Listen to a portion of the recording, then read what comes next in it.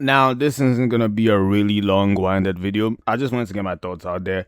It's funny because originally I was gonna do this thorough, deep analysis on Denji and Chainsaw Man, but the more I thought about it, I realized I don't really think I need to. All I really have to say is this: I don't have a problem with Denji being a horny bastard. I know, right? Shocker.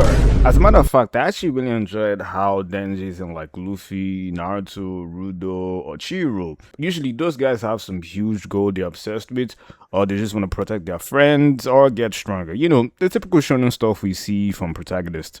Denji's just way more simple-minded than that, and I actually love it. He gets the true purpose of life, and that is... Okay, seriously though, I just really like the fact that Denji has these very simple ones. And I know Denji isn't completely unique in that regard, but it's a big reason why he's my favorite MC, because he feels so human to me. He's also very unapologetic about who he is. You might hate it, you might love it, but this is Denji. And to some degree, he's probably always gonna be like this. I know some people get angry about that too. Bro, why isn't this guy grown? Why hasn't he learned from his mistakes? He still gets played by women. Why is he still suffering his lust? Shut the fuck up. Just fucking shut up, bro. Who here has mastered Lost? Come on, bro.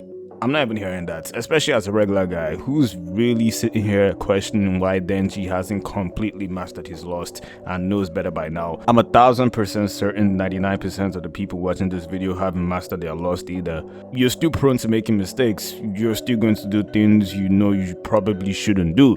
So why are we mad at Denji for it? Oh yeah, he still runs the same mistakes, he still does the same things. Bro, everyone does that. What are we talking about? That's why I find so funny about the criticism. Even if you think you've mastered something, you can still fuck up. That's why people cheat. People have been making terrible decisions over women forever. So I don't understand why Denji is held to this crazy high standard where it's like, oh, after Makima and all these other people, why is he still making the same mistakes again? Because he's a person, bro. Of course he's still gonna make the same mistakes sometimes. And another thing, this nigga is a fucking teenager. He's a teenager. If he was a little older like me in his mid-20s, yeah, I know, I'm old. Or if this nigga was pushing 30 and he was still making the exact same mistakes over and over again, then yeah, I'd kinda get it. But Denji is like, what, 17? So what are we talking about? Cut my boy some slack. He's not Goku, he's not Naruto, he's not a role model, and he doesn't want to be a role model. Denji has never stood up and said he wants to become this great person everybody should look up to. This nigga just wants to fuck some bitches and get money. Well, not really get money, more like fame, which kind of goes together anyway. Fame, money, you know what I mean. But you get my point. That's what Denji wants, and honestly, that's what a lot of people want. A lot of people just want simple things. Not everybody has some greater purpose or greater meaning they're trying to fulfill with their life. Some people just want to enjoy themselves. And that's a big reason why Denji is my favorite protagonist. It's really that simple. He's gonna make the same mistakes, but he's also gonna keep moving forward. That's one thing about Denji that's always been consistent to me. Something terrible happens, it fucks him up, eventually he gets back up and he keeps it pushing. He's basically like, whatever, I had a bad experience, I'm gonna keep it pushing. And I like that about him. There doesn't have to be some gigantic theme I pull out of it. I just really like that aspect about Denji. And honestly, that's kind of why I decided not to turn this into some huge Chainsaw Man deep dive either. I think it's probably more appropriate for this to just be like an 8-minute video where I put my thoughts out there, not in extravagance, because if I really try to sit down and thoroughly analyze every single thing about Chainsaw Man, I genuinely don't think this video is ever going to come out, so I might as well just talk. And honestly, maybe that's something I should do more in general. Not every video needs to be this gigantic research project. Sometimes I can just talk about something I like and put my thoughts out there. Speaking of that, I do want to give some closing thoughts on part 2 because my opinion on it has changed a lot. Funny enough, I like part 2 way more now than I did when I first read it. I've gone through it multiple times at this point, and I think the biggest thing about part 2 is that it's absolutely a slow burn. It's not the crazy batshit experience that part 1 was. Part 1 constantly feels like shit is happening. It moves really fast, characters are dying, something insane is happening every 5 seconds. Part 2 isn't really like that. It takes its time way more, and I think that hurts it when it comes to the weekly reading experience.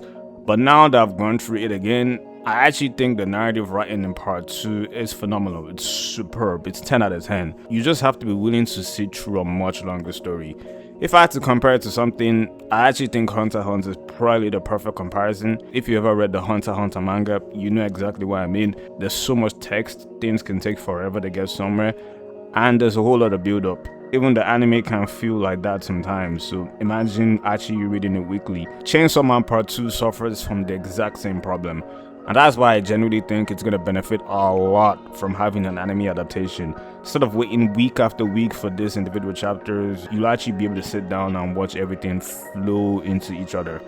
I think a lot more people are going to appreciate part 2 when that happens, because there is some really amazing stuff here, especially with Asa and Yoru. Asa and Yoru, hands down, have the best human and inner demon dynamic in anime to me, and I don't think it's particularly close.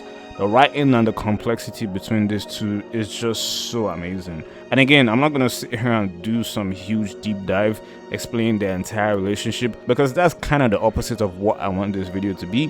So I'll leave it at this. Asa and Yoru, they are the best. Better than Sukuna and Yuji, better than Naruto and Kuruma. Now, as for the ending, yeah, it was very abrupt, very unexpected. It kind of came out of nowhere, and it was definitely rushed.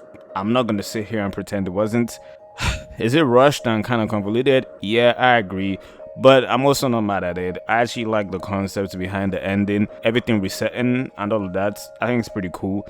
Do I think it was perfectly executed? No. But I also don't think it's this horrible, worst ending ever type of thing that people try to portray. I thought it was fine. And I also think it was pretty good for what it is. Honestly, the ending kind of fits how I feel about Fujiboto as a writer in general. Fujiboto is very spontaneous. Sometimes I feel like people try really hard to understand the madness and genius behind every single decision this man makes.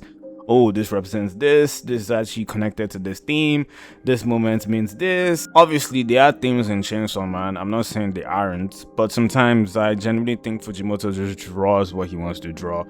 He puts something in the story because he thinks it's cool or interesting, and then we're the ones sitting here trying to connect everything and figure out what was going through this man's head. Meanwhile, Fujimoto might just be like, yep, I wanted to draw that, and honestly, I love that about him. So yeah, those are basically my thoughts on Chainsaw Man Part 2 and Denji in general. I just wanted to talk about the series and get my thoughts out there. I don't really expect everybody to agree with me either, especially with some of the shit I said about Denji, but that's fine. If you enjoyed this video, thank you. Make sure you check out my other stuff too. I mostly do deep dives on power systems, but I also talk about other stuff I love too, like Kagurabachi and Gachakuta. And yeah, I'm also really fucking close to 1,000 subscribers. I'm less than 50 subs away, so please subscribe and get me to 1,000 subscribers. But yeah, that's all for me. Peace. Hope y'all have a good day. Love y'all.